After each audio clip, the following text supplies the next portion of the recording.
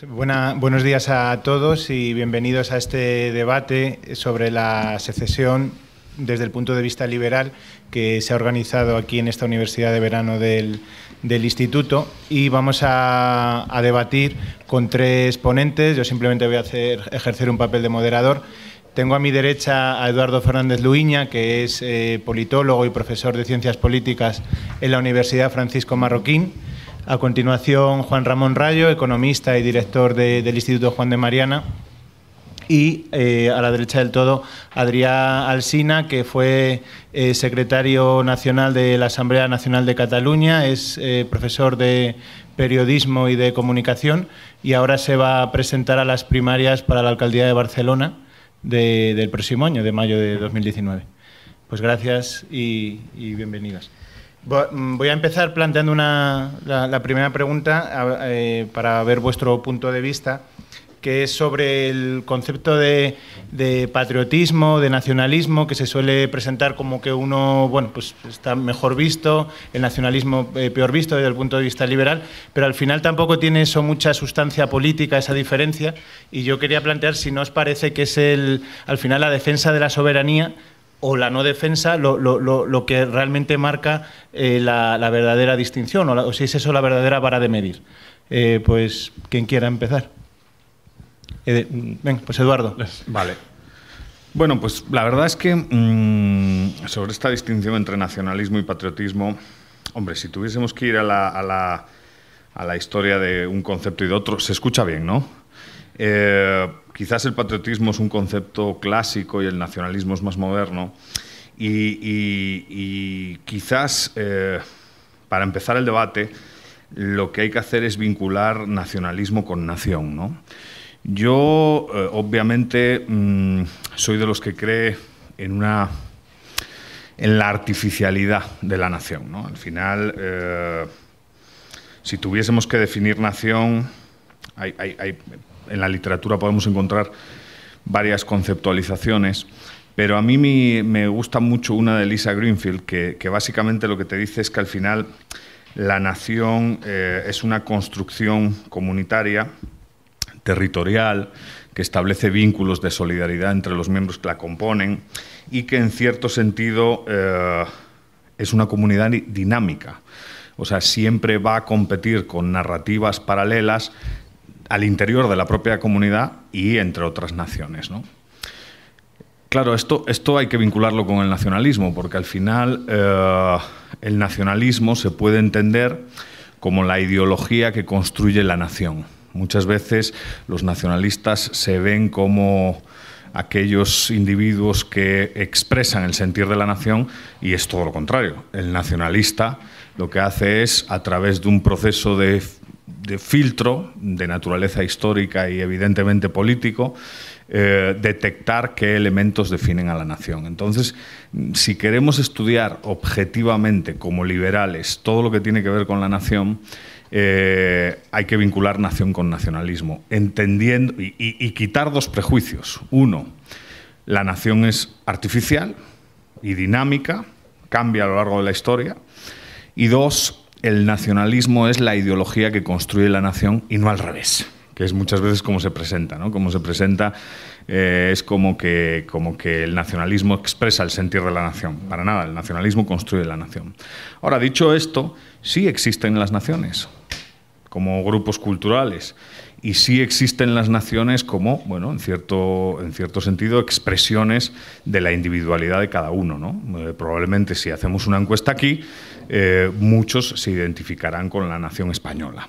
Entonces, en ese sentido, pues las naciones, claro que existen, las naciones interactúan en unos ambientes socioespaciales de manera conflictiva con otras naciones, pero la idea es, pues, a lo mejor llevándolo a un ambiente racional y siempre desde el liberalismo y desde la libertad, y teniendo en cuenta que lo principal es la estructura de derechos y libertades de los individuos, quizás es importante señalar eso, ¿no? La nación es un abstracto comunitario que existe, que importa en nuestra vida, pero quizás no sea lo más relevante de nuestra vida, ¿no?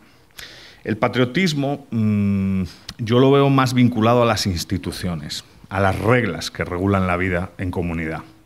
Entonces a mí me parece un poco más relevante, porque quizás el patriotismo tiene un elemento institucional que el nacionalismo no posee, ¿no?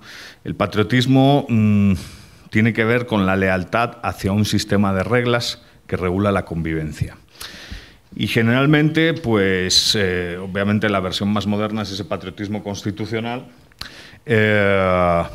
y siempre y cuando dicho sistema de reglas consiga el objetivo, regule la vida entre los individuos de manera pacífica, pues parece que tiene legitimidad para sobrevivir y permanecer en el tiempo, ¿no?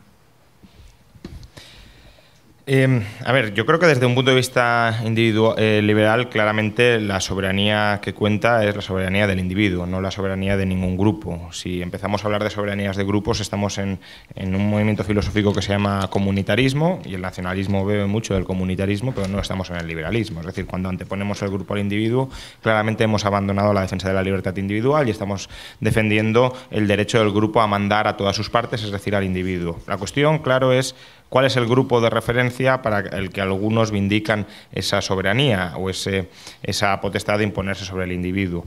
Y ahí el nacionalismo, evidentemente, como otros movimientos políticos que aspiran a conquistar el poder, el nacionalismo lo que hace es, bueno, es verdad que existen grupos culturales cercanamente homogéneos, con ciertas conexiones, y eso permite construir un cierto concepto de nación, ¿no? Mises, por ejemplo, decía que la nación eran aquellos que hablaban la misma lengua, no tiene por qué ser el único criterio determinante, pero sobre ese criterio cultural se construye o se busca construir un concepto de nación política al que asignarle la soberanía sobre el individuo. Y creo que esto es tremendamente peligroso, lo haga quien lo haga. En el caso que nos ocupa, tanto el nacionalismo catalán como el nacionalismo español, cuando se determina que la soberanía reside en el pueblo español y, por tanto, se da carta blanca a que la Constitución española conculque numerosísimos derechos, incluyendo someter toda la riqueza del país al interés general, lo cual difícilmente puede haber una expresión potencialmente más liberticida. El patriotismo, en cambio, puede ser una forma de blanquear nacionalismos que nos gustan, que es lo que sucede habitualmente, es decir, como nadie quiere llamarse a sí mismo nacionalista con la connotación peyorativa, pues digo que los otros son nacionalistas y que yo soy patriota.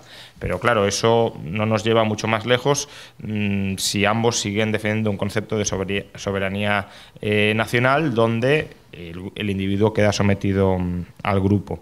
Entonces, yo coincido con la definición de Eduardo de que el patriotismo debería ser visto como un conjunto de reglas e instituciones que se dediquen ¿a qué? A preservar la libertad del individuo, es decir, a proteger la libertad del individuo y la diversidad de individuos y de elementos culturales diversos, porque al final también la cercanía o lejanía cultural es algo tremendamente subjetivo.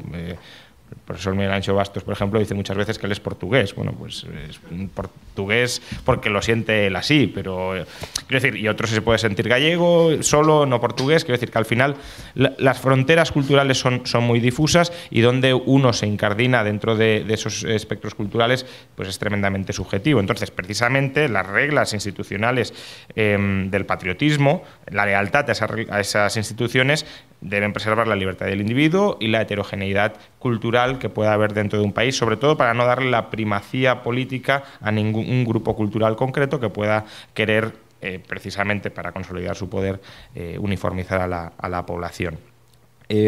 Ahora bien, decía Eduardo, y creo que aquí puede haber cierto, bueno, al final el objeto de debate que tenemos aquí, ¿no? Esas instituciones, en la medida en que preserven la libertad de los individuos, tienen derecho o es interesante al menos que sobrevivan, ¿no? Que perduren en el tiempo porque están cumpliendo bien su función. Y desde luego creo que un proceso de deconstrucción institucional es un proceso muy peligroso porque puede abrir desorden, caos, en lo que se sale de ese orden institucional que está funcionando. Pero tampoco hay que desconocer que hay gente que no tiene por qué sentirse a gusto con un determinado entramado institucional y lo que puede estar proponiendo es mutar hacia otro entramado institucional similar, pero más descentralizado o más autogobernado entre aquellos que se quieran secesionar. Por tanto, creo que un marco institucional verdaderamente sólido, coherente y liberal debe ser un marco institucional que admita la disociación de aquellas personas que no están a gusto en ese marco institucional y que buscan construir otro que preserve de una manera más o menos análoga los derechos de las partes. Y eso es una cláusula de salida que, por desgracia, no está presente en prácticamente ningún texto constitucional actual y que restringe enormemente el encaje de las personas dentro de unas determinadas instituciones que además pueden ser extractivas, etcétera, etcétera, y por las cuales hay motivos más que razonables para querer abandonarlas. Gracias. Sí, a ver, primero, muchas gracias por traerme aquí, porque desde luego no es común que en Madrid haya foros tan abiertos y tan liberales para discutir esta cuestión. Por tanto, solo por eso yo creo que ya vale la pena el agradecimiento. Segundo, entrando ya al trapo, yo creo que es bueno siempre dejar que los académicos hablen primero y que los políticos hablemos después, porque intentaré ser muy práctico. Para mí, primero la religión y el patriotismo son básicamente lo mismo. El nacionalismo y el patriotismo son básicamente lo mismo.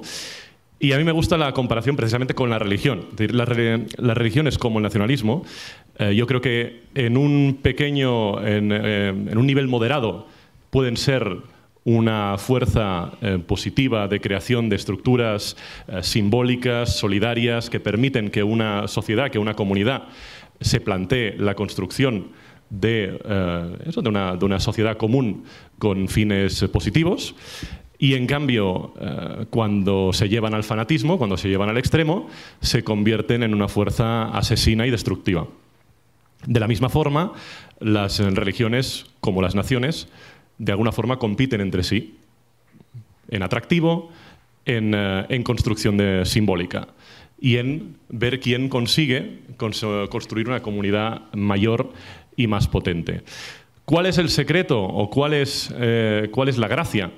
Es que tanto las religiones como las naciones, desde mi punto de vista, tienen que, y creo que en eso estaremos básicamente de acuerdo, tienen que partir siempre del principio de libre asociación.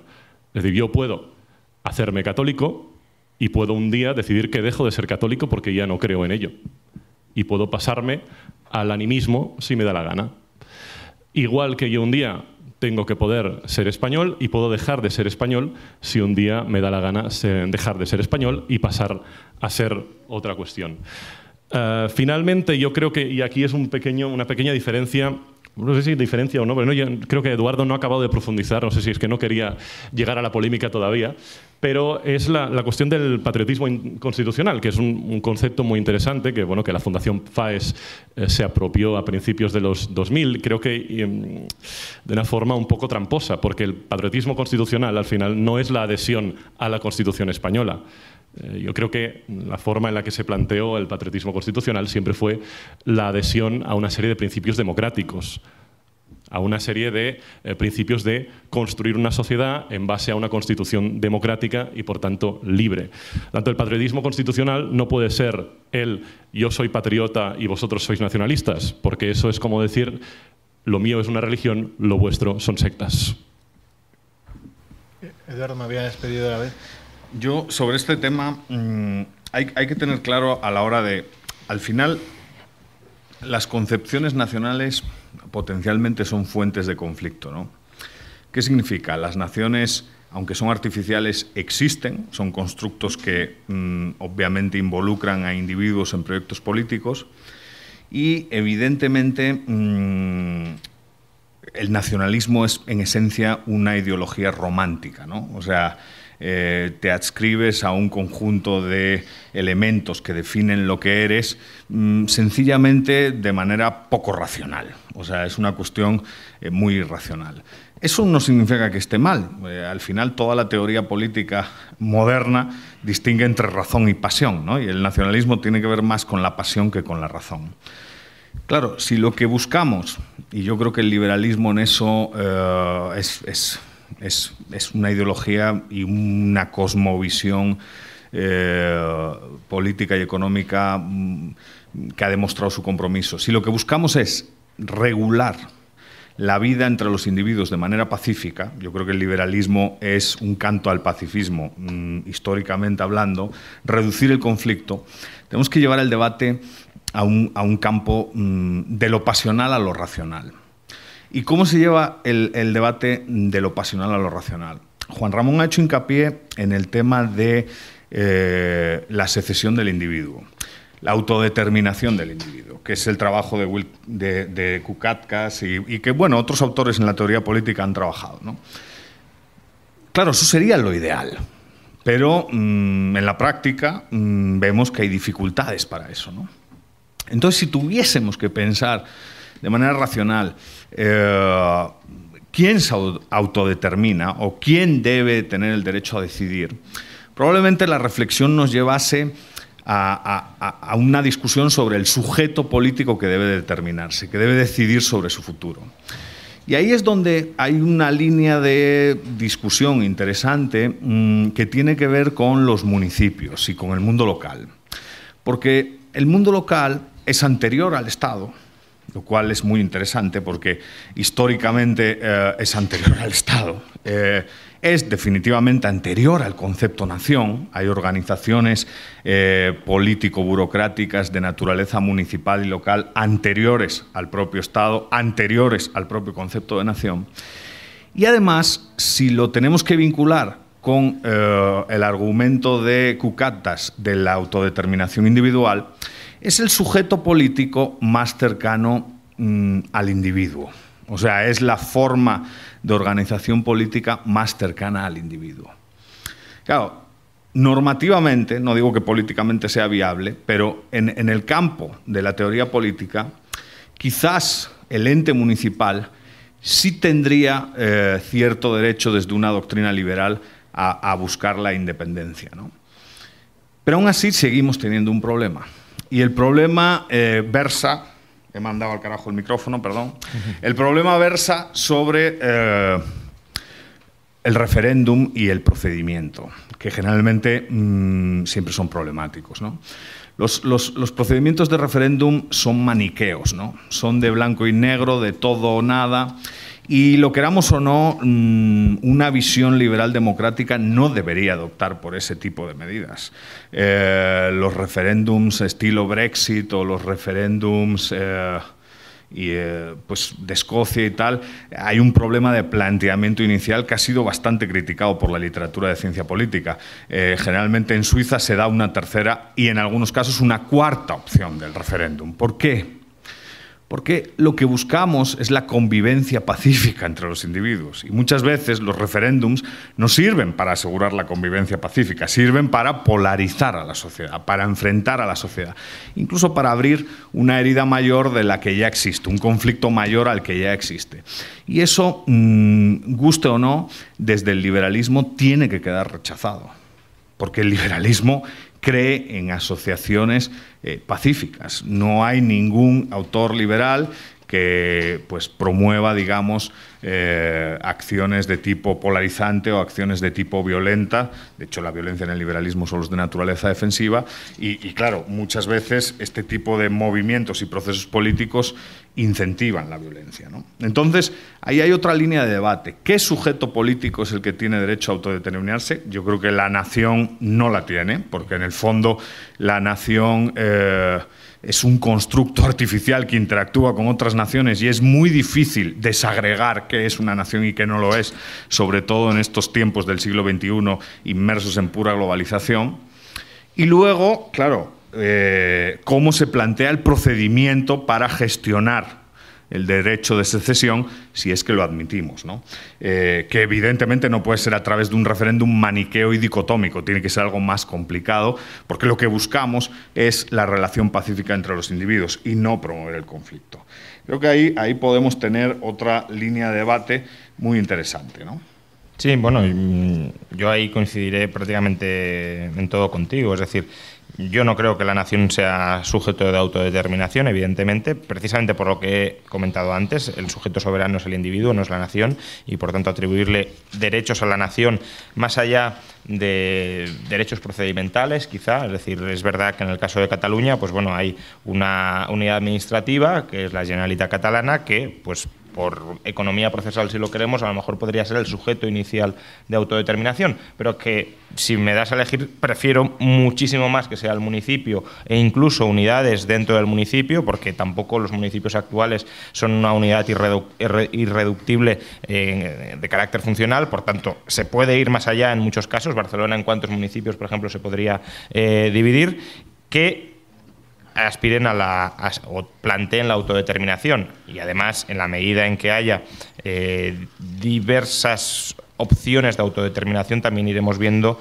que referéndums son los más adecuados para acceder a esa vía. Pero lo que creo que también tiene que quedar claro es que los referéndums no tienen por qué polarizar a la sociedad. Lo que sí sucede es que cuando hay proyectos políticos muy enfrentados, políticamente esas opciones tratan de polarizar a la sociedad para que sus opciones políticas salgan vencedoras. No creo que en Suiza, por ejemplo, los referéndums recurrentemente planteados polaricen en absoluto a la sociedad ni la terminen envenenando. Ahora, cuando es un planteamiento de todo o nada, de yo gano, tú pierdes, evidentemente ahí casi por definición hay una polarización de la sociedad que probablemente responde a esa concepción de no cabe que uno salga adelante con sus planteamientos sin que el otro sea aplastado en sus planteamientos, cuando a lo que de verdad aspiramos es a una coexistencia pacífica. Tendría que haber una cierta tolerancia en que alguien se quiera simplemente separar o se quiera desasociar, y no entenderlo como una búsqueda de aislamiento o una búsqueda de ruptura en todos los frentes. Pero bueno, lo que quería decir, los referéndums puede ser que polaricen, si lo entendemos, la campaña previa al referéndum y la voluntad de las distintas opciones políticas de ganar envenenando a la sociedad, pero también hay que tener en cuenta que la ausencia de referéndums también puede generar tensiones. Al final, si uno se plega al statu quo sin más, y es un statu quo que no ha sido ni siquiera libremente aceptado desde un principio, y es un statu quo que no da ningún tipo de opción, ya no que dificulte, sino que no da ningún tipo de opción de salida, pues evidentemente aquellos que quieran salir, cuando además son muchos y por tanto hay un cierto sentimiento ahí compartido de queremos salir, no soy yo el único raro, sino que hay muchos más que se quieren ir, pues evidentemente eso también va a generar una tensión innecesaria, a mi juicio. Sí, yo creo que estamos teniendo ahora dos debates en paralelo, que además son muy interesantes, pero que yo creo que desde el punto de vista liberal deberían ser bastante claros. El primero es qué colectivo es sujeto de soberanía, o incluso si un colectivo es sujeto de soberanía. Yo creo que si aceptamos que los individuos son sujetos de soberanía, tenemos que aceptar entonces que los sujetos, los individuos, tienen derecho a constituir un colectivo, y ese colectivo, sea cual sea, será también sujeto de soberanía, siempre y cuando lo decidan los individuos que forman parte de ese colectivo. Eso nos lleva a si una nación entonces es sujeto de soberanía o no. Y en eso es verdad que estoy parcialmente de acuerdo con lo que se ha dicho. Una nación per se no es necesariamente ni sujeta ni no sujeta de soberanía. Entre otras cosas porque una nación al final es muy difícil de definir. Si ahora nos pusiéramos a intentar definir quién forma parte de la nación catalana, desde luego cada uno de vosotros tendría una opinión diferente. Y seguro cada uno de los miembros que se sienten o que nos sentimos miembros de la nación catalana tendríamos una opinión diferente. Hay quien piensa que la nación catalana podría ser la nación histórica o la nación cultural, aquello de Salses Ramó, de Fraga a Guardamar, desde Perpiñán hasta el País Valenciano. Y hay otros que igual lo quieren reducir desde algunas posiciones, incluso hasta la Cataluña más comarcal, más central. Pero ese debate para mí es superfluo, no tiene mucho sentido. Lo que tiene sentido es cuál es la entidad administrativa en la cual hay una mayoría, o parece que hay una mayoría, de ciudadanos que querrían ser sujetos de esa soberanía y a los cuales hasta hoy se les ha negado. Ahora mismo, y dentro de 10 años puede ser otra cuestión, pero ahora mismo hay una mayoría de ciudadanos en la Comunidad Autónoma de Cataluña que han expresado repetidamente en elecciones que quieren ser sujetos de soberanía. No digo que hayan decidido la independencia, digo, han expresado repetidamente en elecciones porque han votado repetidamente en elecciones por partidos que defendían la celebración de un referéndum sobre la autodeterminación. Eso yo creo que desde el punto de vista liberal tendría que aceptarse sin más, porque es un colectivo que decide, nosotros queremos ser objeto o sujetos de autodeterminación. Eso no niega que en otro momento otros sujetos colectivos decidieran autodeterminarse. Esto es muy evidente además en el caso del Valle de Arán, en Cataluña. No solo es muy evidente, sino que además dentro del catalanismo está perfectamente asumido que el Valle de Arán, por cuestiones históricas, es sujeta siempre que quiera al derecho de autodeterminación. ¿Pero en caso de qué? Pues en caso de que Cataluña fuera independiente, porque ahí es donde Cataluña le podría garantizar ese derecho, porque dentro de España está claro que España no le garantiza ese derecho a los ciudadanos del Valle de Arán. Decía Juan Ramón también, ¿una ciudad como Barcelona podría autodeterminarse? Bueno, otra vez, desde el punto de vista liberal, pues seguro que sí. ¿Qué falta?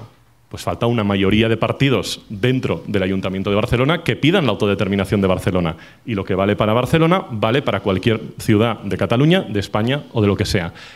Pero claro, irnos al debate municipal nos desvía del debate interesante, que es el que es práctico de verdad, que es ahora mismo hay una mayoría en Cataluña, en la Comunidad Autónoma de Cataluña, que pide autodeterminarse y que además lo ha intentado 2 veces con la oposición frontal del Estado. Y eso es lo que tenemos que resolver desde la política. No entrar en un debate sobre las ramas de entonces si un municipio se autodetermina o no se autodetermina. Entonces solo, perdona, ya terminando, porque Eduardo ha dicho una cosa que me parece que es importante rebatir, que Juan Ramón también ha empezado a rebatir, pero yo creo que necesita una confrontación un poco más directa. Eduardo ha dicho que los referéndums literalmente sirven para enfrentar a la sociedad. Yo creo que es exactamente al revés. Un referéndum lo que sirve es para resolver, o para intentar resolver, no quiere decir que siempre lo resuelva, pero para intentar resolver un conflicto previo. Entonces, si nos vamos a los ejemplos, veremos que Noruega e Islandia se independizan por referéndum y Quebec y Escocia no se independizan por referéndum. Yo creo que es bastante claro afirmar que ni en Noruega ni en Islandia, ni desde luego en Quebec o en Escocia, hay más conflicto ahora que antes del referéndum. Y en cambio yo creo que sí es correcto afirmar que en Cataluña hay más conflicto ahora que no se ha permitido el referéndum que si se hubiera permitido el referéndum.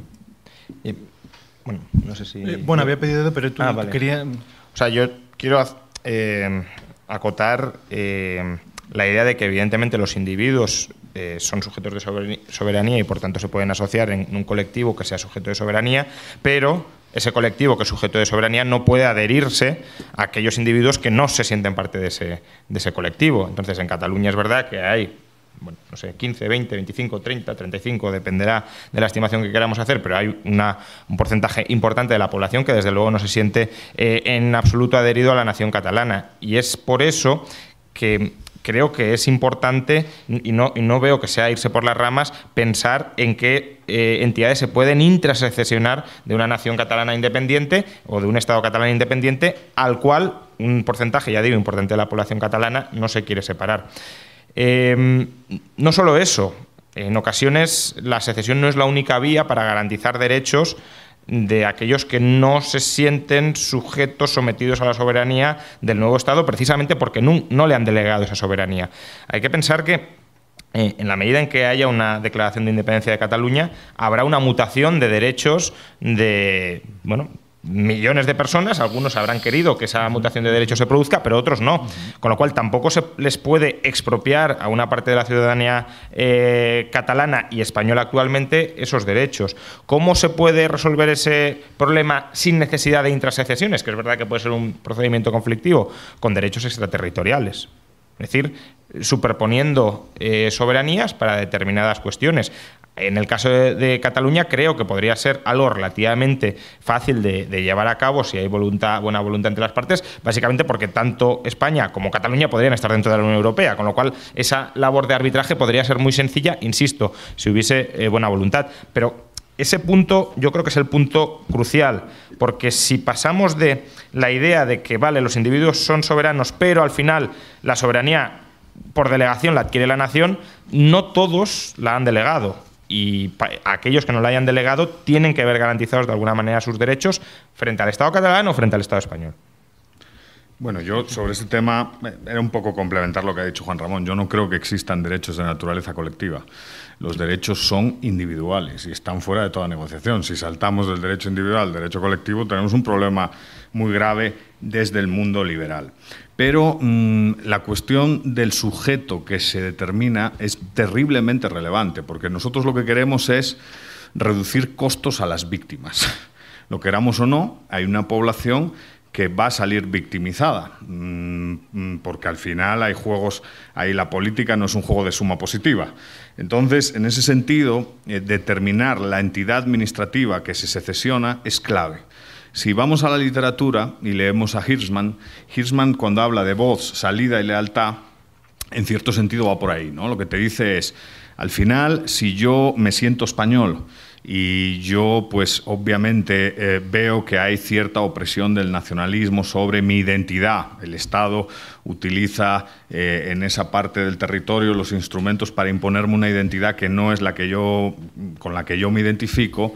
La autonomía municipal, el derecho de secesión y autodeterminación municipal a mí me reduce costos. O sea, si obviamente estoy en un municipio en el que gana el nacionalismo, el costo de salirme de esa comunidad e irme a una comunidad más afín a mi identidad es mucho más bajo. Y de eso se tiene que preocupar el liberalismo, de garantizar y proteger la estructura de derechos y libertades de los individuos, reduciendo sus costos de participación en la comunidad. Pero es que además, no solo eso, si un referéndum se plantea no de manera dicotómica, sino que da más opciones, probablemente el resultado no sea la desintegración, construyendo una frontera de dos comunidades que se entendían de manera pacífica, sino la integración. Todos somos conscientes que si utilizamos el municipio como unidad de secesión y la pregunta es, ¿quieres formar parte de una Cataluña independiente? ¿Quieres seguir formando parte de España? ¿O quieres construir una ciudad-estado independiente como hace la Constitución de Liechtenstein? Pues podemos estar en contra o a favor políticamente, pero es coherente con el ideario liberal. Esa es la visión coherente con el ideario liberal. Y tenemos que ser también claros, independientemente del resultado, la solución sería integración. Porque, evidentemente, el mapa municipal de la Generalidad de Cataluña pues sería un mapa en el que habría, pues a lo mejor, alguna ciudad que desearía aventurarse en una construcción estatal por su cuenta, ciudades catalanas y ciudades españolas y catalanas. Y en ese sentido, la única solución es seguir conviviendo y seguir integrándose, ¿no? Cuando metemos los estados, el Estado moderno como forma política tiene muchas virtudes. Yo no soy un anarcocapitalista, me gusta el Estado más que un tonto, un caramelo. Pero el punto es que el Estado también tiene defectos, ¿no? El Estado se basa en la frontera, en el monopolio de una identidad cuando se construye. El liberalismo tiene que ser capaz de interactuar con eso, ¿no? Dejo para la siguiente intervención la cuestión de los derechos de aquellos que se sienten españoles y todo ese tipo de cosas para más debate, pero yo creo que no es baladí el tema de la unidad que se debe autodeterminar. Y cuando se habla solo de Cataluña y no de los municipios, el tema municipal no gusta ni a los españolistas ni a los catalanistas. Entonces, eso es lo que nos hace a los liberales importantes. Porque, claro, no le gusta a nadie el tema municipal. Si uno habla con un españolista, el españolista no está a favor de que los municipios tomen la decisión por su cuenta. Si uno habla con un catalanista, tampoco. Y el punto pues fíjate, es que si estamos en contra... Bueno, perdón. El punto es que históricamente el municipio en España, en la cultura española, es muy relevante. Las independencias latinoamericanas son independencias municipales.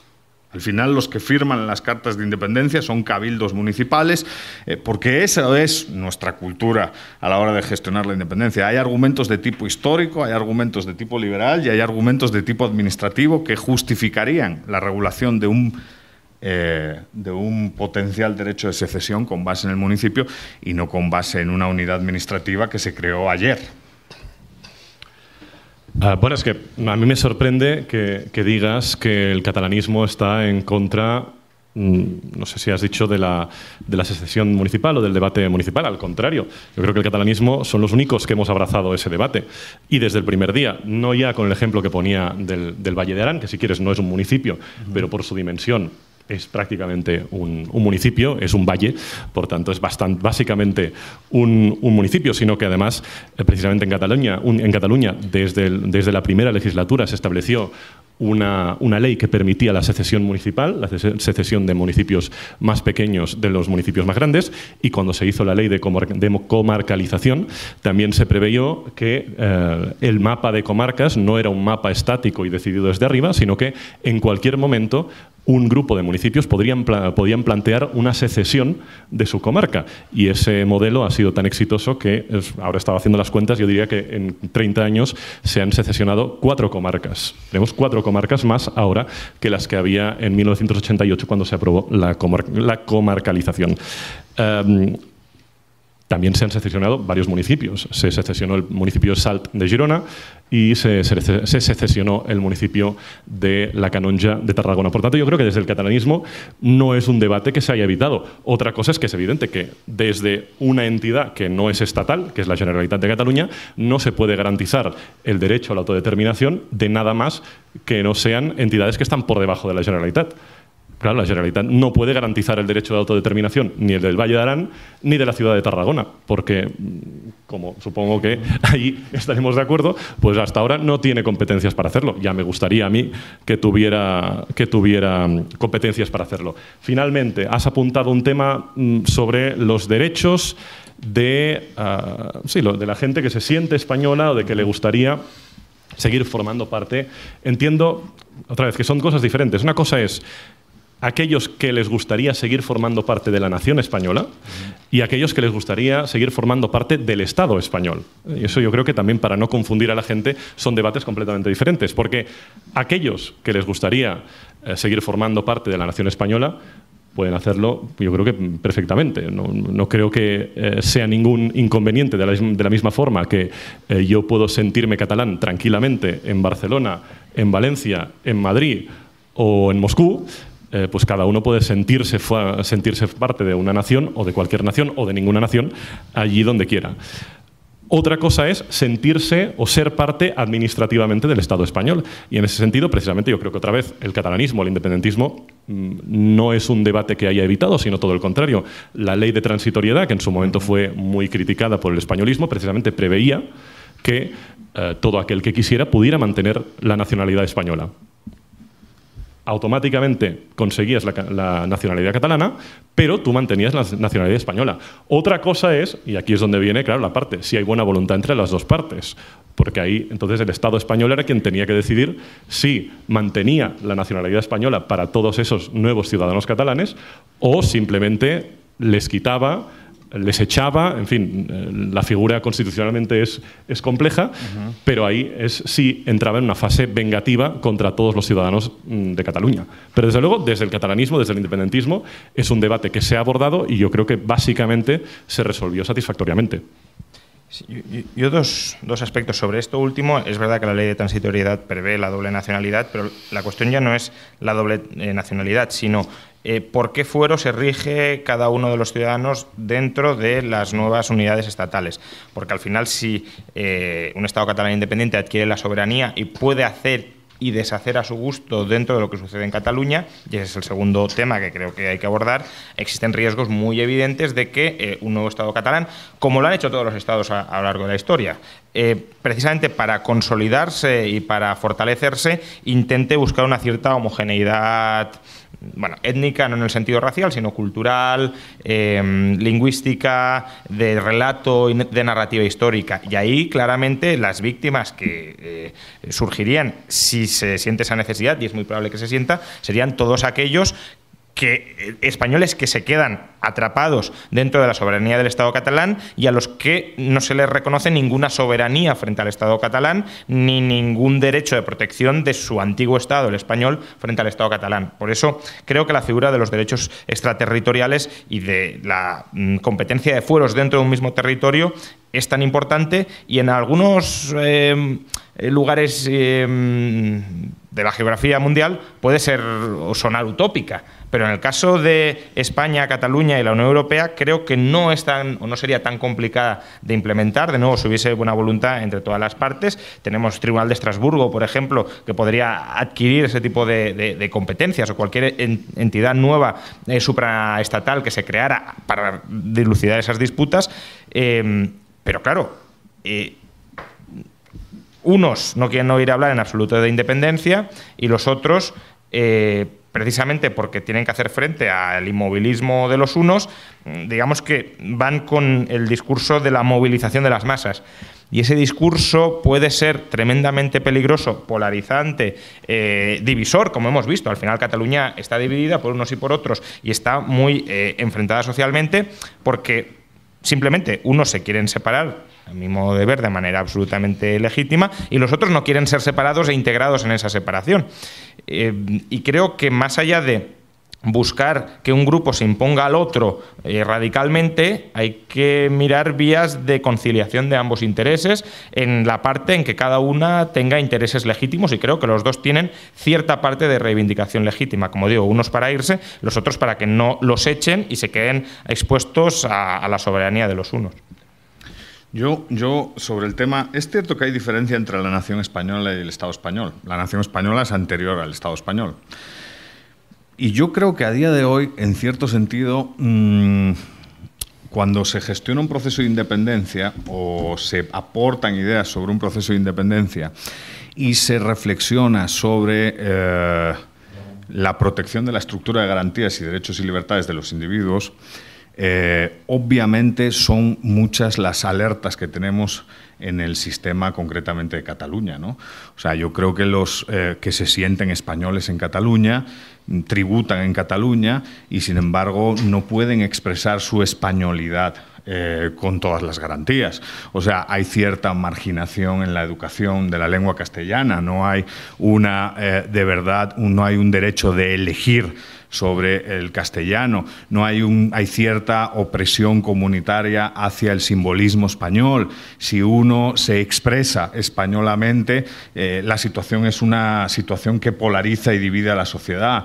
Entonces, con esa estructura social un poco, bueno, definitivamente polarizada y con a lo mejor mala voluntad por ambas partes, no sé si es positivo políticamente, ya no teóricamente, sacar adelante un proceso de secesión. Habría que a lo mejor jugar con otras reglas, ¿no? Como por ejemplo, no sé si en Nueva Caledonia, ¿no? Que se dieron 25 años. Va a haber secesión, pero dentro de 30 años. Y empecemos a garantizar la estructura y a proteger la estructura de garantías y derechos y libertades a partir de ahora, para que haya una competencia legítima, ¿no? Pero ese tipo de cuestiones son importantes porque evidentemente yo creo que hay muchos que se sienten españoles en Cataluña y que se ven desprotegidos tanto por parte del Estado español como por parte del gobierno autonómico. O sea, hay un importante porcentaje de individuos que viven en la comunidad autónoma catalana y que simpatizan y empatizan con la nación española y se sienten españoles y catalanes, y que no se sienten protegidos ni por un nivel administrativo, el autonómico, pero tampoco por el nivel estatal, ¿no? Porque al final son incapaces, tienen barreras en su vida cotidiana para expresar lo que ellos son y lo que ellos se sienten. Y eso también hay que gestionarlo y protegerlo en un proceso cuando se debate sobre la secesión y sobre el derecho a autonomía, porque al final la expresión cultural puede ser, la elegimos los individuos, ¿no? Al final, es cierto que disfruté de un proceso educativo estatal que me intentó comer el cerebro enviándome un mensaje, pero al final el que decidió ser español fui yo. Y el que cuando emigró a otro país y trabajó 10 años fuera y echaba de menos, morriña, nostalgia sobre la españolidad, fui yo. Entonces, eso en estados complejos, estados que tienen varias narrativas nacionales compitiendo entre sí, debe poder garantizarse. Y bueno, es un reto de política pública, porque claro, de lo que se pretende es reducir la tensión de conflicto entre dos sentimientos nacionales que conviven. Y si el referéndum u otro tipo de proceso sirve para aumentar esa tensión en vez de para reducirla, yo creo que hay que ser más conservador. A ver, eso está bien porque creo que vamos entrando en temas en los que estamos cada vez menos de acuerdo y eso es bueno para confrontar. ¿no? Eduardo, primero, yo creo que es bueno y me alegro que tú hayas tenido la suerte de poder elegir ser español, porque yo no pude elegir ser español. Yo cuando nací ya había una constitución aprobada que me cuenta como parte de la nación española y que además me cuenta para la nación española y para el Estado con una serie de derechos, es verdad, pero también con una serie de obligaciones, entre las cuales, por ejemplo, la de conocer el español, porque luego hablamos aquí de imposición de lenguas, pero el Estado español es el que tiene centenares de leyes, la primera de las cuales, la Constitución, que impone la lengua española en casi todos los ámbitos de la vida pública. Por tanto, la primera nación que se impone aquí es la española. Segundo, has dicho también que la nación española es previa al Estado español. Yo creo que ahí dependerá seguramente de lo que afinemos la definición de nación española, pero yo creo que muchos historiadores y estudiosos de la nación estarán de acuerdo conmigo en que la nación española es una construcción, la nación española moderna, por lo menos, es una construcción del Estado español. En cualquier caso, tampoco es necesario que entremos ahora en un debate histórico sobre la nación española, porque desde luego entraríamos también en un debate sobre la nación catalana, y no tengo ningún problema en entrar, pero no afirmemos alegremente que la nación española es previa al Estado español, sin tener en cuenta que hay mucha gente que opina exactamente lo contrario. Entonces, decíais también, muchos catalanes pueden tener problemas o presiones para expresar su españolidad en Cataluña. Mira, no lo sé, a lo mejor alguno sentirá que tiene problemas. No voy a entrar directamente en eso, cada uno se puede sentir más o menos presionado, pero lo mismo se podría decir que hay muchísima gente que no se siente española o que se siente poco española en Cataluña y en el resto de España y que tiene enormes problemas para expresarlo, especialmente en otros territorios donde se habla catalán, donde las instituciones filológicas y la universidad dice que se habla catalán y en cambio la política decide que eso no es catalán sino que es valenciano, por ejemplo. Y por tanto se le rompe absolutamente una vía de identidad y una vía de legado cultural a buena parte de la población y eso se hace con el visto bueno, no solo con el visto bueno, sino con el aplauso general de los partidos nacionalistas españoles. Decías, se impone el catalán en la educación. Ese sería también un debate sobre el cual podríamos hacer un seminario entero, si quieres. A ver, insisto, la lengua que está impuesta en toda España es el español. Desde la Constitución hasta la última ley que impone el español hasta el último prospecto de la última medicina o de la última televisión que os compréis. En Cataluña lo que se ha hecho, y además con un consenso mucho mayor que el independentista, muchas veces se habla, no, es que es necesario amplios consensos. Pues bueno, uno de los poquísimos amplios consensos que hay en Cataluña es precisamente sobre la inmersión lingüística. La inmersión lingüística es la que permite que yo ahora mismo esté aquí hablando en español en un debate y que luego me vaya a otro debate o pueda escribir un artículo en catalán en un periódico catalán, porque si no hubiera sido por la inmersión lingüística yo no sabría escribir catalán. ¿Funciona mejor? ¿Funciona peor? Por lo menos asegura que una enorme parte de la población catalana domine perfectamente el catalán y el castellano. Yo creo que tenemos que dejar el debate sobre si hay derecho o no hay derecho a recibir o dejar de recibir la educación por un lado o por otro y centrarnos en el derecho de los alumnos a salir de la educación sabiendo más en vez de sabiendo menos. Y saber más es saber más lenguas, por ejemplo, catalán y castellano. ¿Podríamos incluir en el paquete el inglés de una forma mejor? Seguro, pero tampoco el resto de España es un gran ejemplo en esta cuestión.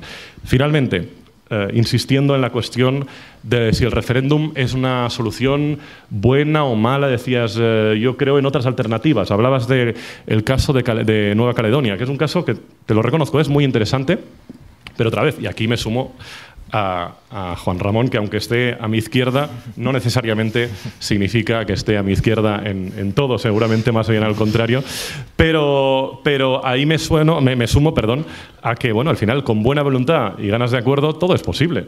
¿Es posible un referéndum diferido? Pues seguramente sería posible con una mayoría parlamentaria y una negociación. ¿Es posible una independencia negociada en la que se garantizan todos los derechos? Pues por supuesto. Lo que no es posible es que, por un lado, estés exigiendo una serie de principios los principios liberales que, por supuesto, tienen que exigirse a una de las partes, al independentismo, sin reconocer que aquí quien ha saboteado el debate ha sido precisamente casi siempre, y digo casi siempre, el Estado español. Una cuestión, Adrián, sí. Porque bueno, era parte de alguna manera del guión, lo ha sacado, o sea, ha salido ahora la cuestión de la inmersión. Hombre, la inmersión ha supuesto también coste para los alumnos únicamente castellano parlantes. El aprender dos idiomas puede estar muy bien, pero el haberse encontrado con esa situación impuesta y tener una lengua vehicular que no es la lengua materna, también habrá que hablar de esos costes. Y luego, por otro lado, también sacar bueno, ¿y por qué ningún nacionalista catalán está defendiendo, en todo caso, desde el punto de vista liberal, una privatización, que sería la solución, la privatización de la enseñanza, y que cada colegio, que hubiera distintas ofertas de enseñanza en catalán, enseñanza en español, sería la solución liberal en ese sentido? Y luego, por ser otro punto que ha salido, habéis hablado de posibles soluciones de secesión dentro de Cataluña, pero no habéis llegado a tocar el tema, que este es el único quizá que se ha planteado realmente, por lo demás pueden ser cuestiones más teóricas, que es el de Tabárnia. Y Tabárnia se ha visto por parte del nacionalismo catalán, se ha visto con bastante, o sea, se ha rechazado bastante esta posibilidad. Con lo cual, o sea, mucha apertura de miras en ese sentido a una secesión dentro de Cataluña no hay en el nacionalismo catalán. A ver, te respondo por partes, ¿no? Los costes de la inversión. Cualquier sistema, educativo o no educativo, tiene costes. Si tú decides que vas a poner profesores de inglés, pues eso tiene un coste. Otra cosa es si tú decides que el coste-beneficio es positivo o es negativo. O incluso, como sociedad, tú puedes asumir un coste-beneficio negativo si tú crees, como sociedad y por amplios consensos, que hay un coste-beneficio, que hay un valor social añadido en esa cuestión. En el caso de la inmersión lingüística, yo creo que es muy difícil contemplar o calcular si el hecho de que yo haya salido de la educación catalana hablando y escribiendo perfectamente catalán y castellano supone un coste mayor para la sociedad catalana que si yo hubiera salido de la educación catalana hablando solo y escribiendo solo castellano. Yo creo que la ganancia de hablar y escribir catalán y castellano es mayor. Pero otra vez, no nos pondremos a juzgar moralmente esa cuestión. Al final, cada uno tiene que decidirlo.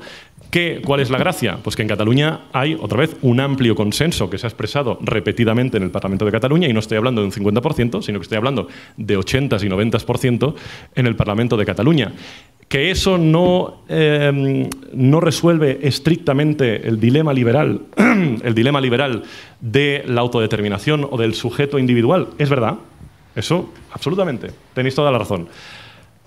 También es verdad, decías, ¿por qué el independentismo no defiende entonces una privatización de enseñanza? Hombre, entre otras cosas porque la privatización de la enseñanza no la defiende ni el 5% de la población en Cataluña.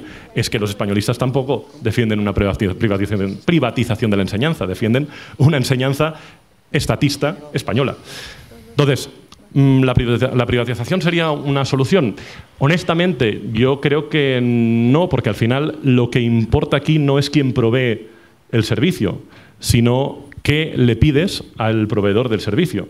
Y en ese caso yo creo que es lógico que en un territorio donde se hablan básicamente catalán y castellano y que además quiere hablar más lenguas, se opte por grandes consensos, insisto, porque los alumnos que salen del sistema educativo salgan de ahí hablando y dominando las dos lenguas que van a necesitar, sobre todo para moverse en ese territorio. Y luego hablo de Tabárnia, si te parece.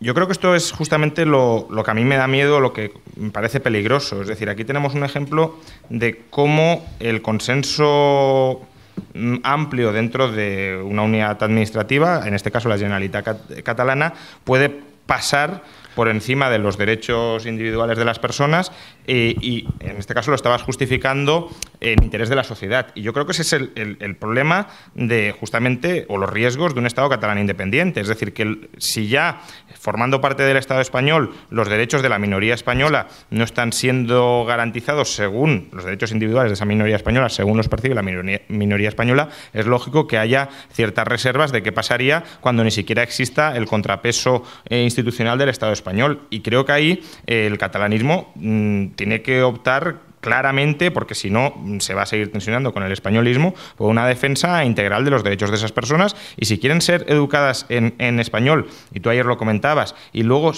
tener dificultades incluso para integrarse en la alta sociedad catalana, en la medida en que no conocen la lengua que comúnmente se utiliza en esas esferas, es su problema y es su responsabilidad. Pero tratar de adivinar qué es mejor para ellos e incluso justificarlo en aras del interés nacional, me parece, ya digo, tremendamente peligroso en ese sentido, porque incluso antes de la independencia ya no se están respetando esos derechos. Y no hace falta defender la privatización de la educación, ¿por qué el catalanismo no lo defiende? Pues porque no lo defiende nadie en España, efectivamente, creo que no. Ahí sí que no se puede exigir un estándar superior a un movimiento que a los... El catalanismo liberal, quería decir. Sí, porque que a los Pero, claro, pues como el catalanismo liberal cabría en esta sala, pues bueno, también, pues claro, pero le puedes exigir. Pero creo que sí que hay, estándares, creo ¿no? que sí que hay una solución, que además es la que Enrique ha planteado antes en el caso de Nueva Zelanda, que sí que sería perfectamente trasladable y que no hace falta defender la privatización de la educación, que es la autogestión por parte de los padres de las distintas centros educativos y la libre elección de centro por parte de los alumnos. En tal caso, los padres en cada centro elegirían no solo el contenido curricular, sino también la lengua vehicular, y la población luego escogería a qué centro lo quiere llevar. Y eso sí creo que es algo que el catalanismo podría defender si de verdad está preocupado por preservar los derechos no solo de los ciudadanos que se sienten exclusivamente catalanes, sino también de los ciudadanos que no se sienten catalanes pero que vivirían dentro de un Estado catalán independiente. Pues si quiere defender esos derechos tendría que empezar a hacerlo desde ya, también para pacificar y destensionar la sociedad. Sí, tiene una larga... Sí. Sobre el tema que comentaba Adrià, no le dejaron elegir ser español, ¿no? Es cierto, o sea, al final uno nace en un Estado y el Estado tiene ciertos componentes de imposición, el Estado está basado en ciertos componentes de imposición, pero aún así hay que reflexionar, ¿no? El Estado de las autonomías y la España del 78, yo creo que ha sido capaz de garantizar y proteger de manera adecuada las distintas expresiones culturales en un Estado complejo como es España. En ese compromiso, que es un compromiso yo creo necesario por proteger las distintas culturas que existen en el territorio español, lo que se ha desprotegido en algunas zonas es a los que se sienten españoles. Al final, el Estado de las autonomías no ha garantizado el derecho a elegir. Y estoy de acuerdo con lo que ha dicho Juan Ramón. Es el ciudadano el que decide si quiero saber una lengua o quiero saber las dos, y el costo de no saberlas. Probablemente lo ideal es saberlas, porque evidentemente quiero trabajar, quiero desarrollar mi vida en una convivencia más o menos armónica y pacífica. Pero el punto es que un burócrata no te deja elegir, y que tú quieres elegir una educación alternativa y encima te obligan a pagarla. Claro, en esa situación hay una pérdida de garantías que puede ser aumentada, puede ser hasta cierto punto más problemática en caso de promover la independencia. Entonces, al final, lo queramos o no, es cierto que en Cataluña hay gente que se reconoce parte de una nación catalana, pero también es cierto que hay en Cataluña individuos que se adscriben a la nación española. Y como parte de la nación española hay expresiones de catalanidad que son totalmente compatibles en el discurso de nación española, que están protegidas, pero hay otras que no están protegidas ni por el gobierno autonómico catalán, y repito, ni por el gobierno del Estado español, porque el Estado español básicamente ha dejado hacer. Eso si se independizase la unidad administrativa, que en estos momentos corresponde con la Generalitat, probablemente fuese más problemático de lo que ya es. Y generase más polarización. Y yo creo que ese debate es importante, porque si lo que buscamos es reducir el conflicto, yo no digo que no haya que buscar una fórmula alrededor de la secesión, yo no digo que haya que pensar eso, pero pensarlo de manera maniquea, dicotómica, a corto plazo, con un referéndum blanco y negro, no me parece una buena solución. No me parece una buena solución y, bueno, la realidad es que la sociedad catalana desafortunadamente está fracturada a día de hoy. Habrá que pensar cómo se reconduce la situación. Pero no creo que el Estado de las autonomías haya inhabilitado la expresión cultural. Es cierto que te han obligado a ser español, pero no es cierto que el Estado español no te haya dejado expresar tu catalanidad. Y creo que hay muchos ingredientes en la democracia del 78 que corroboran que tú has podido expresar tu catalanidad sin ningún problema en todos estos años. La pregunta que nos deberíamos de hacer es si los españoles que conviven contigo, aquellos que se sienten españoles en Cataluña y que han nacido en Cataluña y que consideran que Cataluña es una parte de la nación española, la pregunta que nos deberíamos de hacer es si ellos han tenido los mismos derechos que tú en la convivencia, pues a la hora de elegir en qué lengua se educan, a la hora de elegir en qué lengua ponen a lo mejor el letrero de su tienda, todo ese tipo de cosas, ¿no? Y un Estado liberal debería proteger a ambos. O sea, tan mal me parece la imposición del español a todos los catalanes, eso porque es evidente que los catalanes tienen que defender su expresión cultural por derecho, tienen derecho a eso, pero lo contrario es negativo también, ¿no? Y no ha habido un compromiso de parte de las autoridades, porque al final el Estado, para mal o para bien, tiende a homogeneizar, es lo que ha dicho Juan Ramón. Y en esa batalla por la homogeneización hay un encanallamiento colectivo que dificulta la vida de manera armónica, ¿no? Pero ese es el reto que hay que intentar resolver a futuro. Bueno, pues responda Adrián rápido, sí, ¿no? Y pasamos al turno de preguntas. Vale. Un par de cosas que han quedado por responder. Entro por aquí todavía por Eduardo. A ver, primero, todas las sociedades están fracturadas y eso forma parte de la naturaleza de cualquier sociedad. Y pueden estar fracturadas por el apoyo a llevar armas en el bolsillo, como pueden estar fracturadas por la permisión o no de que los homosexuales puedan adoptar o puedan casarse o no, pueden estar fracturadas por entrar en una guerra o no entrar en una guerra, o pueden estar fracturadas por la secesión o no secesión. Pero el Estado, no nos confundamos, el estado natural de una sociedad cualquiera es la fractura, es el debate. Entonces, el autoritarismo es una forma de lidiar con esa fractura que lo que hace es eliminarla, pero eliminarla por las malas. La democracia, los referéndums, las votaciones, la democracia directa, es otra forma de lidiar con esa fractura, con ese debate, que permite que el debate aflore y, si hay suerte, se resuelva. Y si no se resuelve, por lo menos que se conlleve. Decías, yo he podido expresar libremente, naturalmente, mi catalanidad. Aquí entraríamos también en un debate que se va, si queréis, del liberalismo. Pero no puedo aceptarlo porque no es verdad. Es decir, una cosa tan simple como cuando hay un mundial, tú puedes apoyar tranquilamente la selección española, salir con la bandera o sin bandera o con la camiseta de la roja y gritar España y a por ellos y todo lo que quieras. Y me parece muy correcto.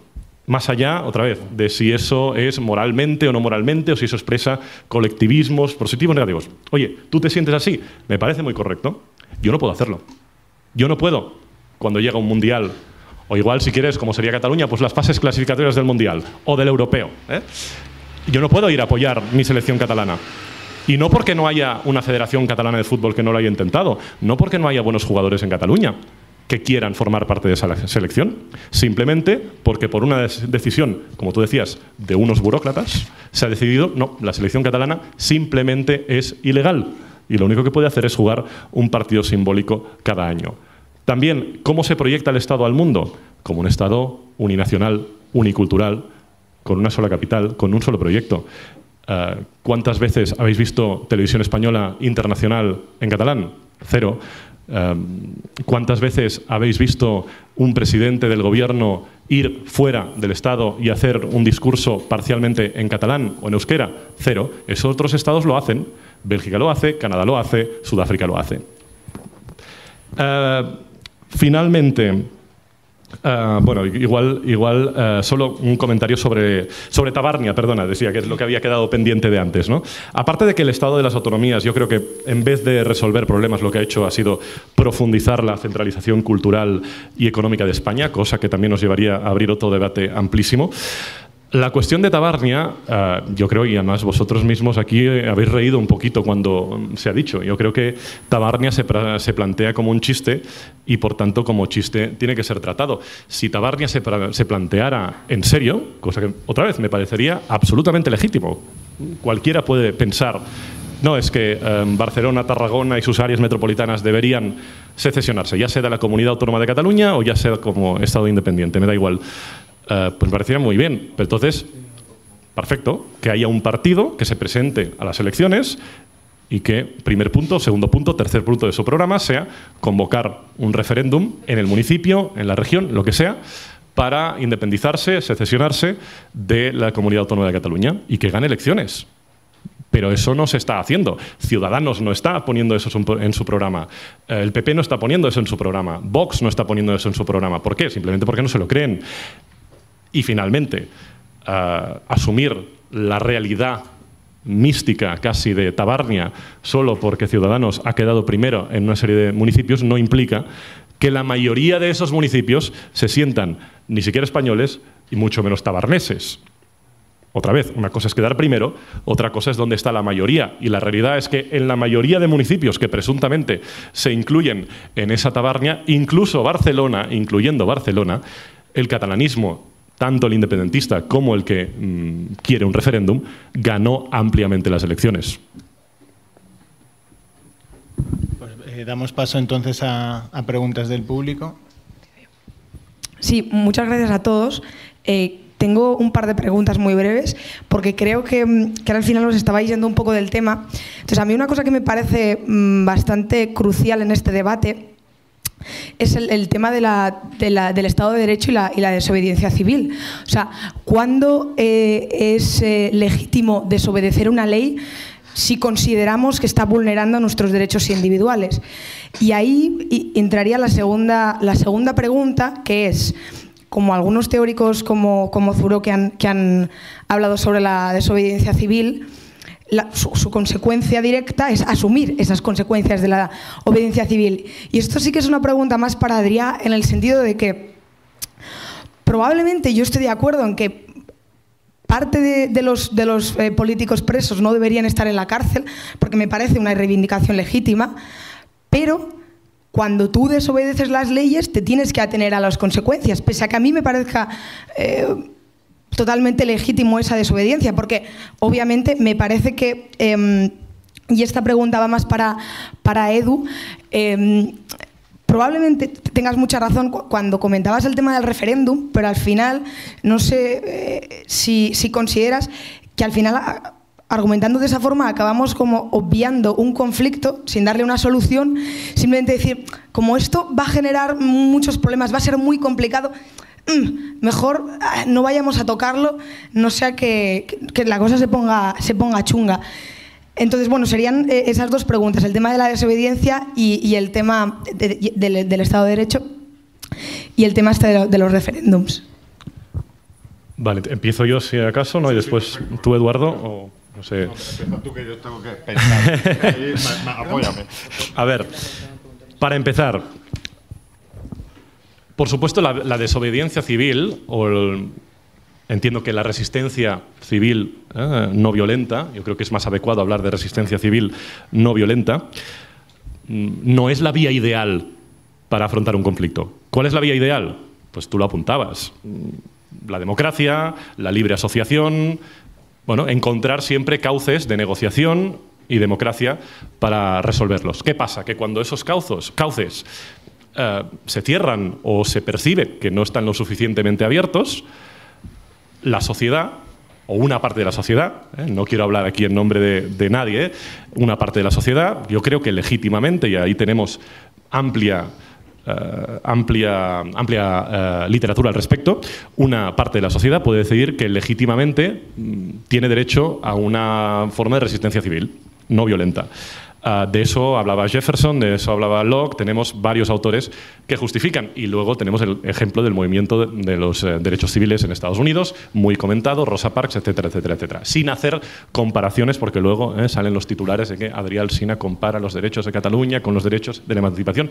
No estoy diciendo eso, simplemente que la resistencia civil no violenta yo creo que se acepta normalmente en muchos supuestos.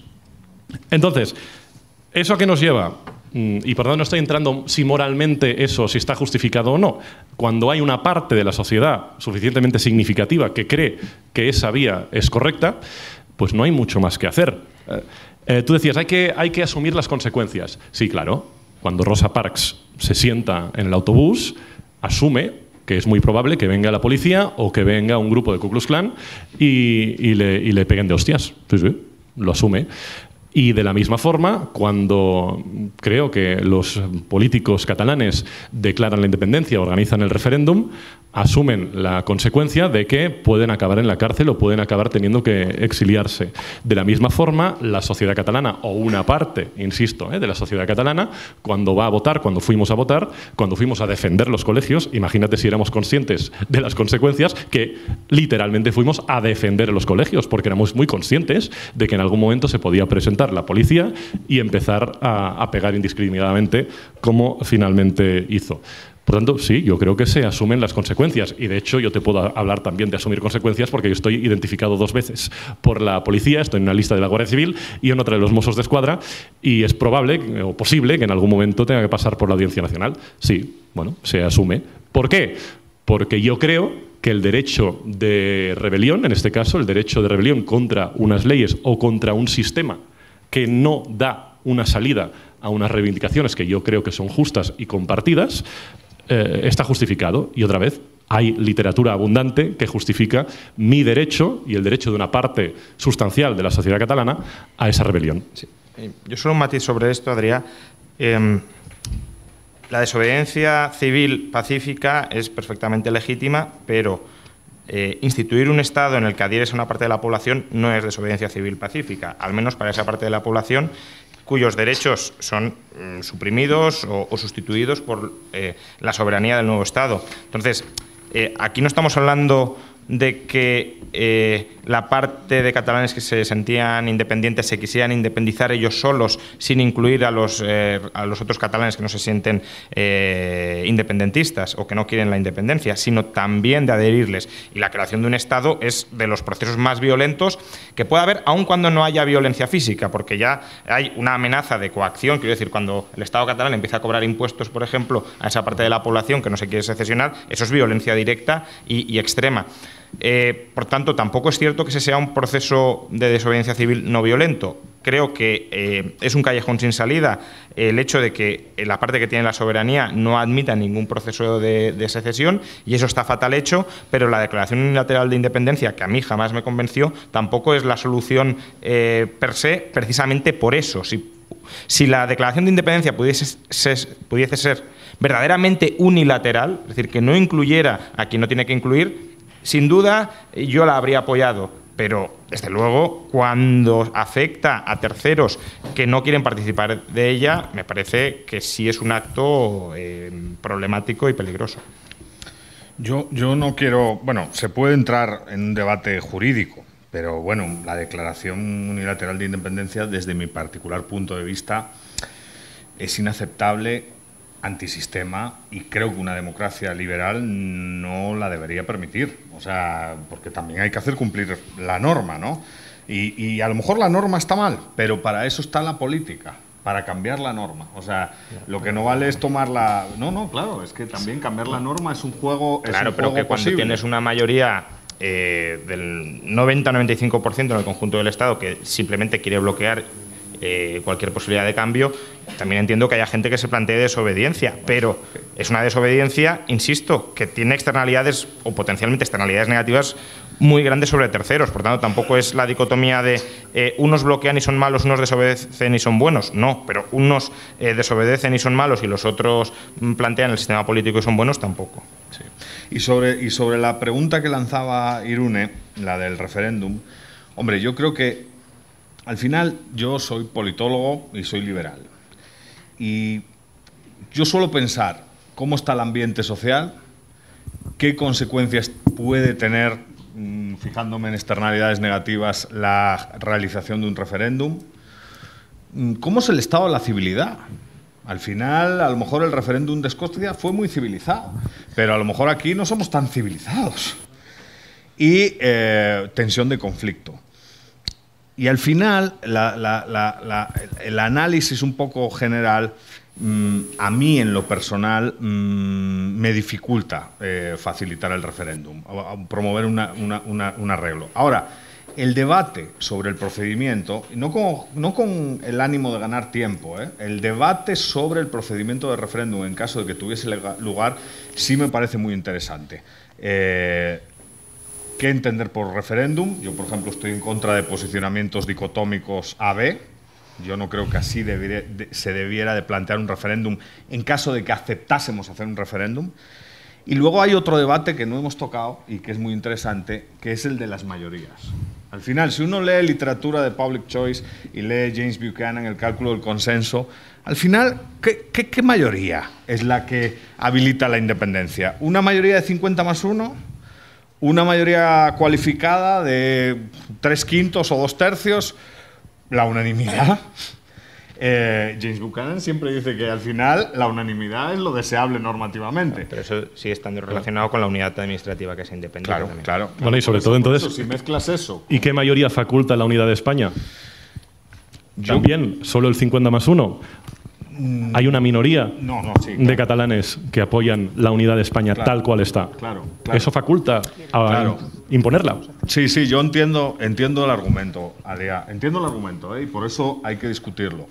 Ahora, la progresiva federalización del Estado español ha intentado resolver ese elemento, porque al final yo creo que está fuera de toda duda lo intentado, de la expresión identitaria y la capacidad del Estado español para que todo individuo exprese su identidad cultural con ciertas garantías. A lo mejor es cierto que lo de la selección española de fútbol, que yo sí la apoyo, claro, con mucha pasión, pero a lo mejor es cierto que lo de la selección española sí, es discutible, claro, y a lo mejor los catalanes quieren su propia federación. Yo entiendo ese tipo de argumentos como el Reino Unido y es discutible, pero no se puede negar que en expresión cultural el Estado de las autonomías ha representado un avance brutal, y en muchos países el Estado de las autonomías y la Constitución española se pone como un ejemplo de transición exitosa a la democracia. También hay que valorar un poco lo que uno tiene, porque una dinámica excesivamente destructiva y antisistema puede conducir a algo mucho peor de lo que ya tenemos, que es de lo que se trataría de evitar. No creo que los jueces belgas y los jueces alemanes piensen igual, de esa ejemplaridad.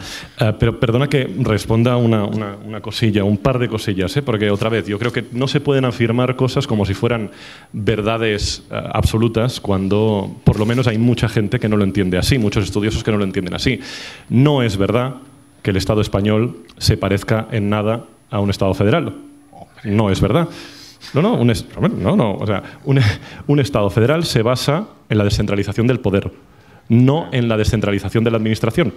En España, y ese es un tópico clásico, pero en España se ha hecho mucha descentralización administrativa, eso es verdad. Las comunidades autónomas gestionan bastante presupuesto, pero no se ha hecho una descentralización del poder. Es más, en los últimos años lo que se ha hecho ha sido una involución en ese sentido, y en ese caso la sentencia de 2010 del Tribunal Constitucional sobre el Estatuto de Cataluña precisamente lo que viene a cerrar es cualquier puerta a la federalización. El Tribunal Constitucional viene a decir cualquier cosa que decida el Parlamento de Cataluña, cualquiera, por mínima que sea, y aunque esté dentro de las competencias propias de Cataluña, puede ser cambiada de cualquier manera, no ya por el Congreso de los Diputados, sino por cualquier regulación ministerial. Por tanto, federalismo cero. En estados federales de verdad, Cuando hay un desastre, el que manda, por ejemplo, en Estados Unidos, el que manda y el que organiza la policía en caso de terremoto es el alcalde. Aquí es el ministerio.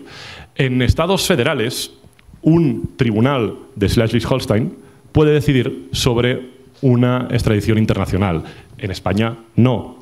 En estados federales, un estado puede convocar un referéndum unilateral, como sucedió en Quebec, que aunque se llame provincia, es un estado federado dentro del Canadá. Y no uno, sino dos. Y además los convocó de forma unilateral, los perdió los dos. Porque es verdad también que cuando convocas en una democracia un referéndum, es muy posible que la comunidad se sienta suficientemente reconocida como para acabar votando que no. Bueno, yo aparte diría que no es solo un tema cultural. Creo que hay claramente un maltrato económico más que evidente hacia la Generalitat catalana y en gran medida también hacia la Comunidad de Madrid, pero bueno, ese es otro debate.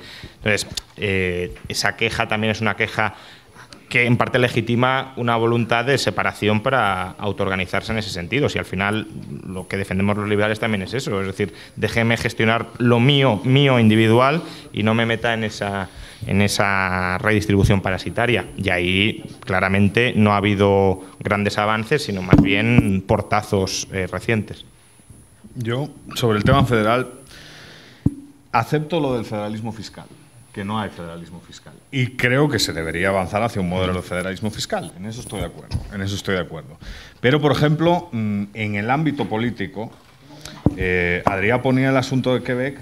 Cuando uno lee, por ejemplo, a Josep María Castellà, que ha estudiado bastante la cuestión de Quebec, o cuando uno lee a Alan Carr y gente de Estados Unidos que tiene volúmenes sobre federalismo, en Quebec, claro que hay mucha autonomía sobre las políticas, digamos, particularistas, lengua y todo eso.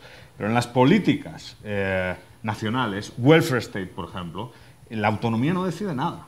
O sea, y sin embargo, nuestras autonomías... ¿Y en España tampoco? Bueno, bastante. ¿Quién ha decidido la ley de dependencia? En la provisión... Que es una competencia exclusiva de las comunidades autónomas. En la provisión educativa, todos los contenidos educativos en España... Mentira.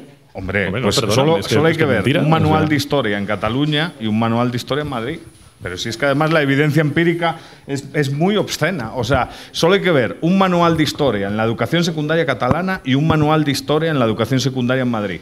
Comparemos si la descentralización administrativa no tiene impacto. Ahora veamos qué se enseña en Canadá, en los manuales de historia. O veamos qué se enseña en Estados Unidos, en los manuales de historia. Sin embargo, en política lingüística, sí es cierto que en Quebec hay mucha autonomía, pero también la hay en Cataluña, en política lingüística. ¿Qué falta? Y yo sí creo que es un reto para asegurar la identidad federal en España, el federalismo fiscal. Porque yo con eso sí estoy en contra. O sea, yo no estoy en contra de dinámicas parasitarias al interior del Estado. Eso sí yo creo que es una asignatura pendiente del sistema, reflexionar sobre el federalismo fiscal e incluso imponer a lo mejor un modelo de cupo vasco para todo el Estado español. O sea, funcionar con un modelo de cupo en el cual pues, las comunidades recauden sus impuestos o las diputaciones recauden sus impuestos y negocien en un proceso que tiene que estar marcado por la buena fe, la cuantía que dan al Estado español, porque evidentemente todos sabemos que ahí podría haber problemas graves y no está mal tener vínculos de solidaridad. O sea, yo creo que el federalismo fiscal es deseable, pero también hay que tener cierta lógica de solidaridad. Perdona, solo una cuestión sobre el federalismo. O sea, no hagamos trampa, porque una cosa es que desde el Congreso de los Diputados se haya admitido que haya una cierta descentralización a nivel educativo, por ejemplo, como decías tú. Otra cuestión es la descentralización del poder. Insisto, mañana mismo, y por eso lo está proponiendo Ciudadanos en el Congreso de los Diputados podría cargarse de un plumazo la educación catalana. Mañana mismo. Eso en un Estado federal como Estados Unidos, como Canadá, como Alemania, es imposible. Otra cosa es que el Estado de Nueva York decida que sus contenidos sean más o menos integrados, o incluso los municipios, porque en Estados Unidos muchos de los contenidos los deciden los municipios directamente, decidan que sus contenidos están más o menos integrados, y eso varía de Estado a Estado, y ahí el Congreso no tiene nada que decir. No hagamos trampas, porque federalismo es, yo decido mis contenidos, decido si están más o menos integrados, y el Congreso no puede decir nada sobre esos contenidos. Vamos un poco mal de tiempo. Juan Ramón, ¿querías una...? No, yo estoy... Había una pregunta de Paco. Muchas gracias, y esto está siendo apasionante. Habrá que dedicar una sesión un sábado o lo que sea para continuar con esto. Cosas que encuentro problemáticas. La idea a la que recurrimos a veces de soberanía individual a mí no me gusta nada como expresión. Una cosa es la libertad individual, la propiedad privada, y otra cosa es la idea de soberanía, que es una idea política para legitimar ya quién manda en un colectivo que ya existe o va a existir, y para ver quién manda internamente y frente al exterior. Luego, los derechos colectivos, Eduardo, sí que existen en la medida en que los individuos se junten en empresas privadas, en clubs, en unidades políticas, y los generen como algo derivado de sus derechos que son más básicos. Pero que los individuales sean los básicos no quiere decir que los colectivos no existan. Y los individuos pueden ceder o renunciar a esos derechos de forma irreversible, ¿eh? No siempre es legítimo exigir poder salirse, que aquí lo estamos dando por supuesto siempre, que la secesión debe ser siempre una posibilidad. Entonces, algo que creo que ha faltado en vuestro debate y es esencial es la teoría de contratos, y si podemos considerar que la Constitución es un contrato que constituye un grupo y entonces hay que cumplirlo, y si se ha aceptado eso voluntariamente o no, ¿eh? Entonces, eso para ir un poco más allá del mero libertad y derecho de propiedad, sino tenemos estas normas que las hemos pactado contractualmente, y entonces lo que no podemos hacer es ahora decir, bueno, vamos a seguir negociando y vamos a hablar y vamos a llevarnos bien. Oiga, no, que las normas ya las hemos pactado. Luego, Adrià, es verdad que no has elegido ser español, yo tampoco, pero yo me pregunto si el catalán del futuro, una vez se instalara la República Catalana, podría elegir ser catalán o no. Y mi respuesta es claramente no, será un Estado como todos los demás, ¿eh? No permitirá la secesión individual de los individuos.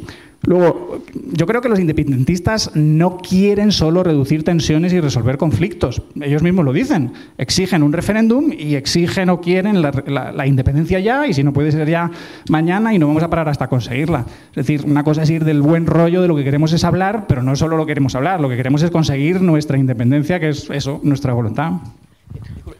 Si es posible hacer las preguntas, si es posible hacer las preguntas, las anotan y luego contestan, así pueden preguntar más personas. Sí, además yo iba a ir un poco en la línea de Capella en dos puntos. Uno, lo primero es que nos movemos en un sofisma que es falso, porque esto de me obligan a ser español y a tus hijos les obligaréis a ser catalanes y a tus nietos igual. Me obligan a seguir a la selección española en el Mundial, a tus nietos también les obligarías a seguir la selección catalana. No nos movamos en un sofisma absurdo. Todos los estados hacen eso. Y lo de la selección, además, es muy mentiroso, porque se pone siempre el ejemplo del Mundial de Fútbol, de Escocia, Gales, no sé qué.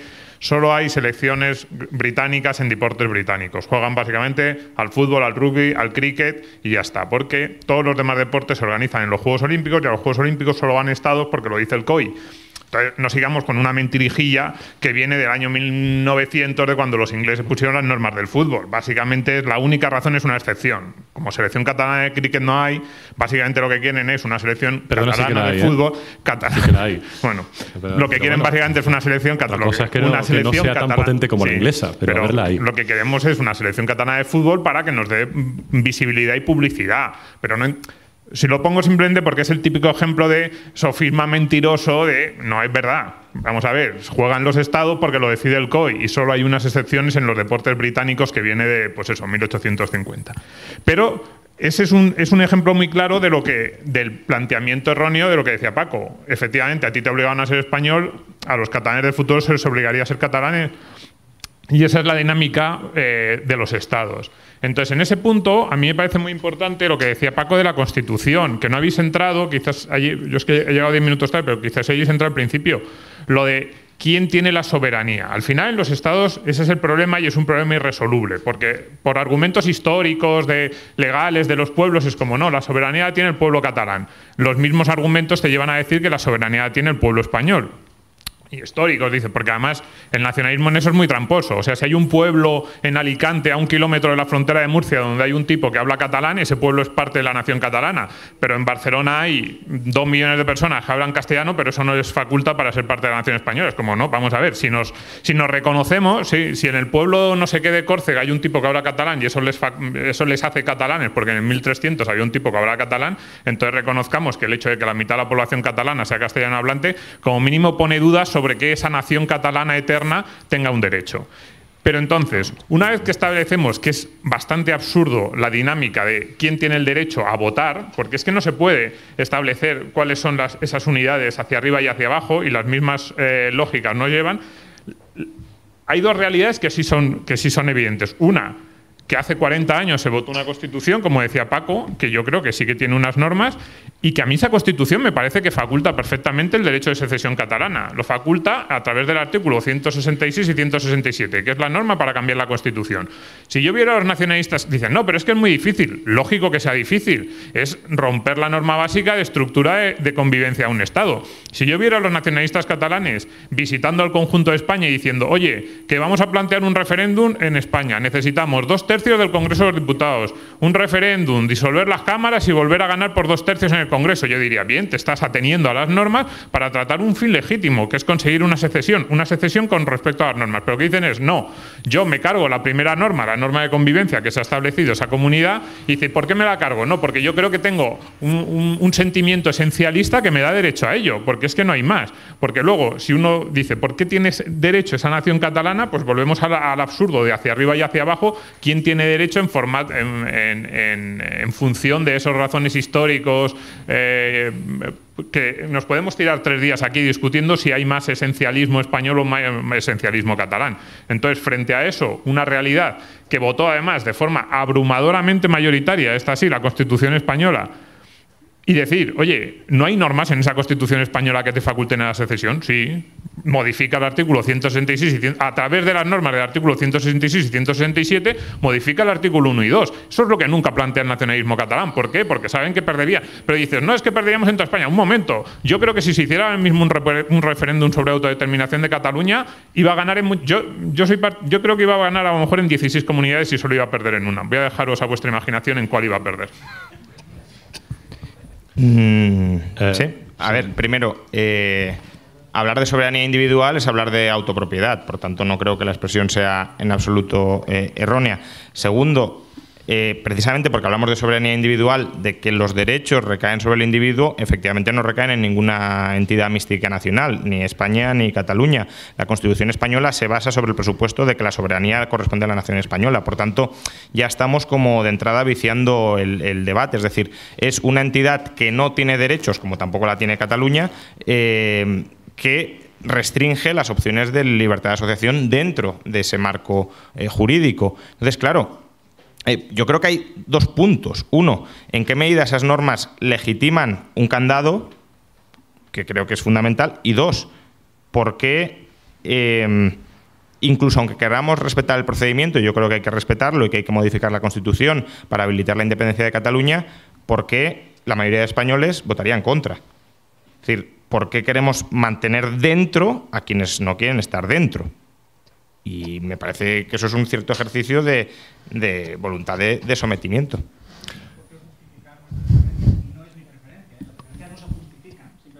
Bueno, hombre, claro que puedes tener que justificar tus preferencias.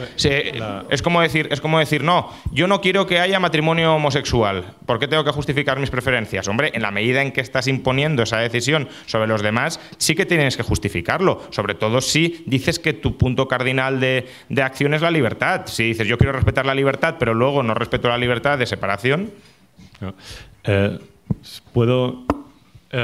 Porque otra vez, aquí tenemos 2 niveles de debate que me parece que son muy interesantes, pero que yo creo que es bueno siempre diferenciar lo que es el debate más institucional, más legalista, del debate más emocional, lo que tiene que ver sobre la cuestión del nacionalismo. Por tanto, voy a empezar por la parte legalista, porque creo que hay varias cosas que se dicen que no son estrictamente verdad otra vez. A ver, primero, la Constitución española. La Constitución española se basa sobre la unidad indivisible de la nación española. Por tanto, la Constitución española es esencialmente nacionalista. Y diría yo, ultranacionalista. Eso la convierte, para mí, en una constitución poco legítima de cara a justificarla democráticamente. Pero es que además, el Estado español ratificó el Pacto de Derechos Civiles y Políticos de Naciones Unidas, en el cual se actualiza toda la legislación anterior sobre derecho de autodeterminación, que es cierto que se aplicaba básicamente a colonias, y se acaba aplicando a todo el mundo. No solo eso, sino que además el Tribunal de la Haya, en su sentencia sobre Kosovo, ahora me diréis, oh, hombre, estás comparando con Kosovo. No estoy comparando con Kosovo, simplemente estoy hablando de derecho de autodeterminación. Dijo que una declaración unilateral de independencia no está prohibida por el derecho internacional, y España se adhiere al derecho internacional. Si España deja deja de adherirse al derecho internacional, pues tenemos un problema, pero lo tenemos todos. Entonces, la cuestión del contrato, si es irreversible o no es irreversible. Aquí tenemos amplia literatura, empezando por Locke, Schick, incluso me había apuntado aquí Jefferson, que dice que las constituciones no pueden ser el reino de la gerontocracia o el reino de los muertos. ¿Por qué? Porque yo no voté la Constitución e incluso mis padres pues votaron la Constitución en un contexto en el que los militares estaban amenazando con un golpe de Estado que además llegó en 1981 y que fracasó, por suerte, pero ahí estaba. Entonces, si estamos pensando que un contrato debe ser irreversible, entonces, como aquí sí decía Juan Ramón, podemos aceptar que un matrimonio tampoco se puede revertir, por tanto, porque los dos tienen que estar de acuerdo para romper esta unidad. Bueno, perdona, yo creo que en el liberalismo aceptamos que solo que una persona quiera romper este contrato, el contrato tiene que poder romperse. Lo mismo pasa si yo tengo mi móvil con Vodafone, que me piden un año de permanencia, pero yo en cualquier momento, y eso me protege el Estado precisamente para poder hacerlo, la posibilidad de romper ese contrato e irme con otra compañía que me dé mejores precios. Si no aceptamos que un contrato es irreversible, yo creo que no estamos siendo liberales. Por otro lado, ahí lo siento, que personalice un poquito, pero yo creo que has bordeado un poco la falta de respeto cuando hablas del nacionalismo esencialista y atribuyéndome una serie de principios que yo creo que no comparto, pero que en cualquier caso podemos hablarlo más tarde. ¿Cuál? ¿En qué momento? No, cuando has dicho que el esencialismo, que bueno, que claro, como Cataluña no tiene selección de cricket, o que crees que la inmensa mayoría de españoles votarían por echar a Cataluña de España.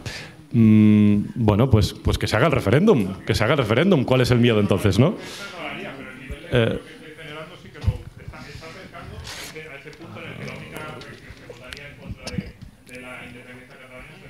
Bueno, pues sí, lo siento, los que defendían los derechos de los gays en los años 70 también generaban cabreo general, lo siento mucho.